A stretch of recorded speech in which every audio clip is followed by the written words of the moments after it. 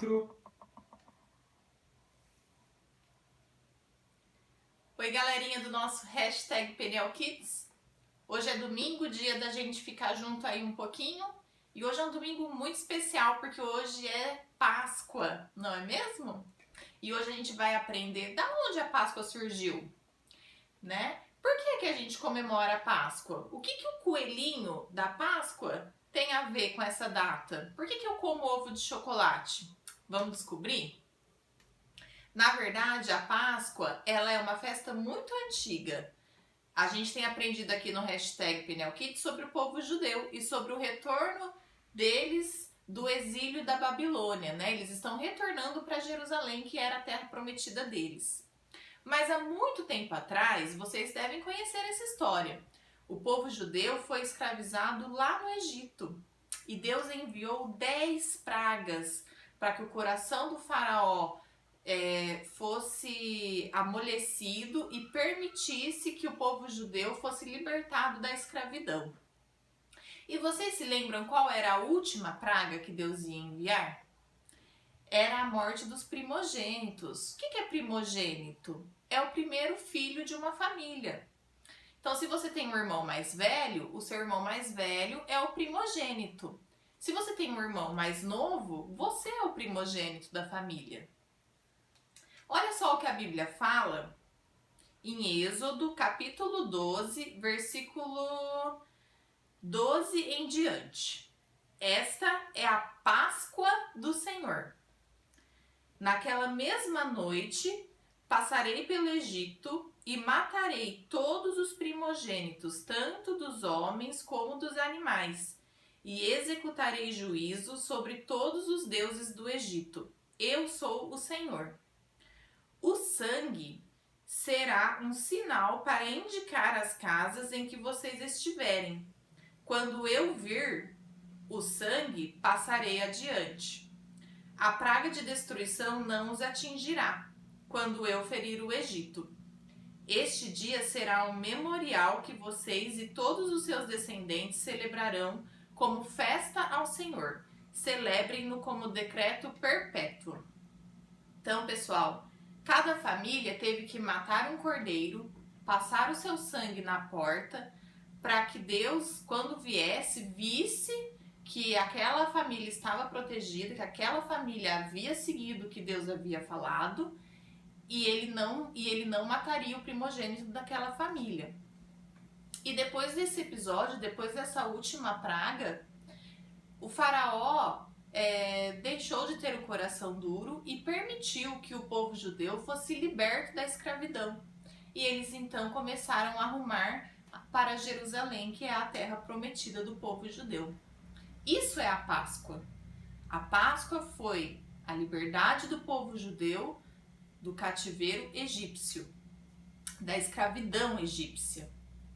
Porém, quando Jesus veio lá no Novo Testamento, a Páscoa teve um novo significado. E é sobre isso que a gente vai falar. Jesus, ele tomou esse papel do cordeiro. Jesus foi o cordeiro. E quando ele morreu na cruz e derramou seu sangue, esse foi o sinal de que nós deveríamos ser livres da escravidão do pecado, né? Vamos conversar um pouquinho sobre isso? Olha só, a gente vai percorrer hoje por vários textos da Bíblia e vocês podem ler comigo.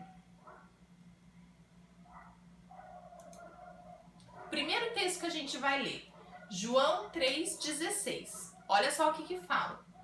Porque Deus amou ao mundo de tal maneira que deu o seu Filho unigênito para que todo aquele que nele crê não pereça, mas tenha a vida eterna.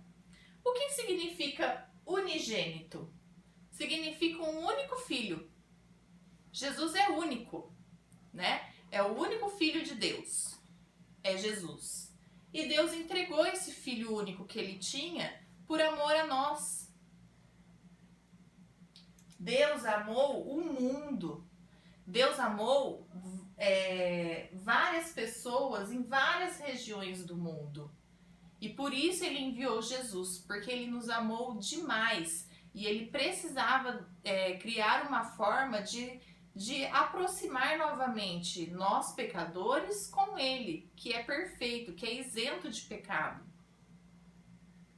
E aí nós vamos para o próximo texto, de Provérbios 20, versículo 9. Quem pode dizer, purifiquei o meu coração, limpo estou do meu pecado? Por nós mesmos, a gente não consegue ficar livre do pecado. O nosso coração, ele é mau por natureza. E o único que pode nos limpar dos nossos pecados, das coisas ruins que nós fazemos, é Jesus. A gente só tem perdão dos nossos pecados por intermédio de Jesus. Sem ele, por nós mesmos, a gente não é capaz de nos purificar. E olha só o que a Bíblia nos fala em Efésios, capítulo 5, versículo 25. Cristo amou a igreja e a si mesmo se entregou por ela.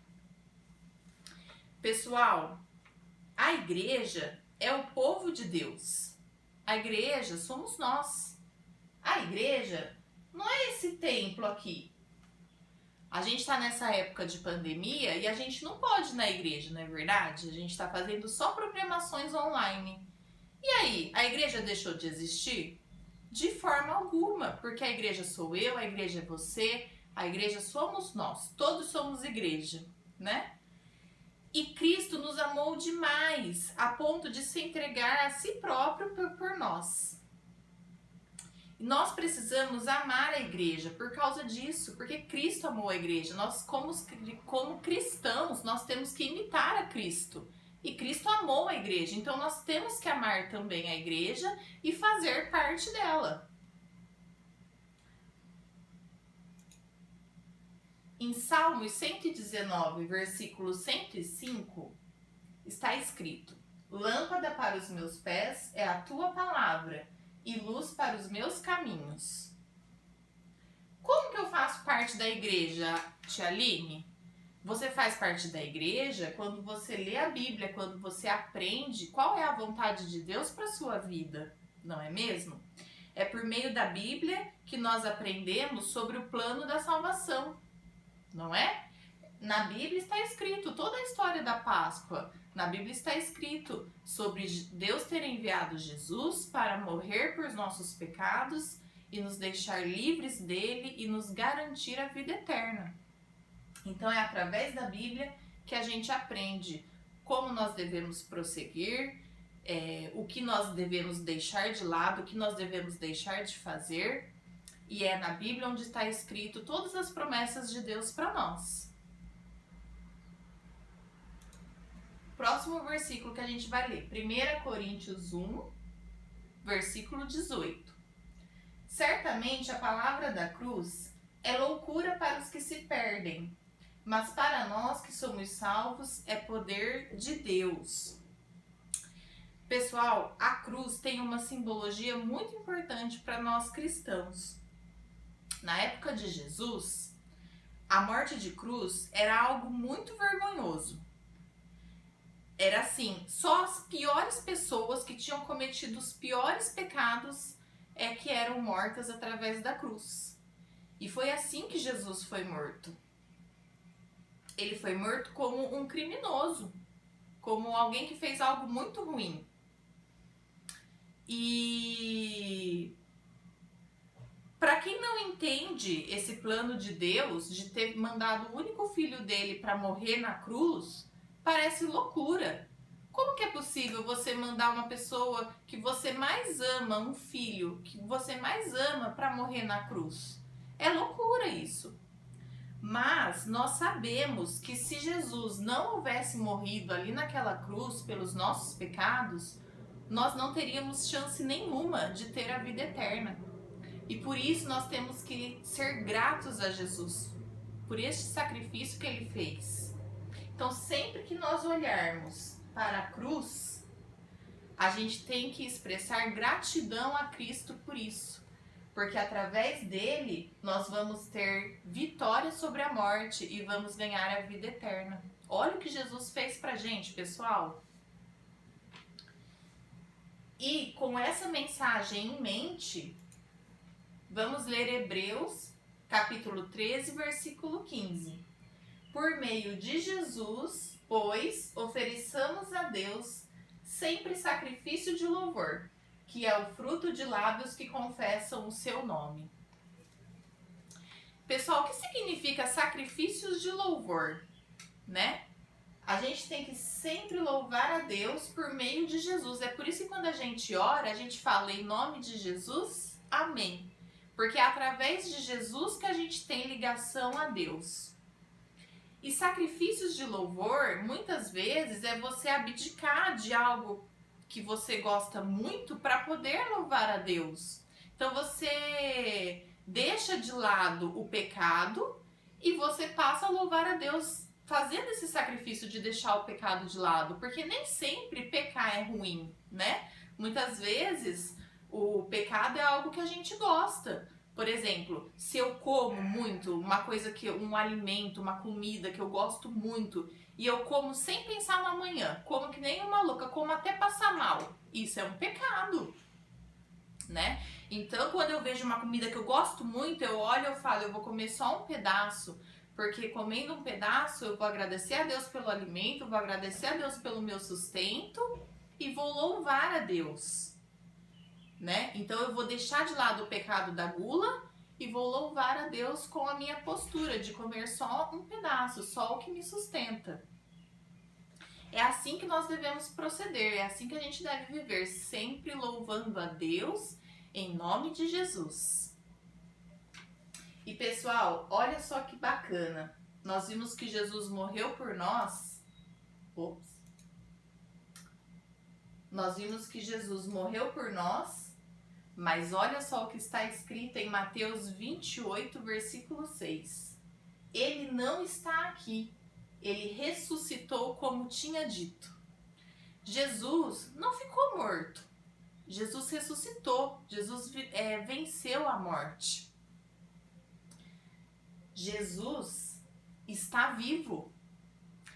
Jesus, ele tomou o lugar do Cordeiro, lá da Páscoa do Velho Testamento. Mas diferente do cordeirinho que era morto lá no Velho Testamento, e os restos dele era queimado, porque não podia sobrar nada para o dia seguinte, Jesus não permaneceu morto. Jesus reviveu, ele ressuscitou, e hoje ele está vivo ao lado do Pai. E é essa esperança que traz pra gente, é saber disso, que Jesus está vivo, que traz pra gente a esperança da vida eterna. Um dia nós vamos vencer a morte juntos com Jesus.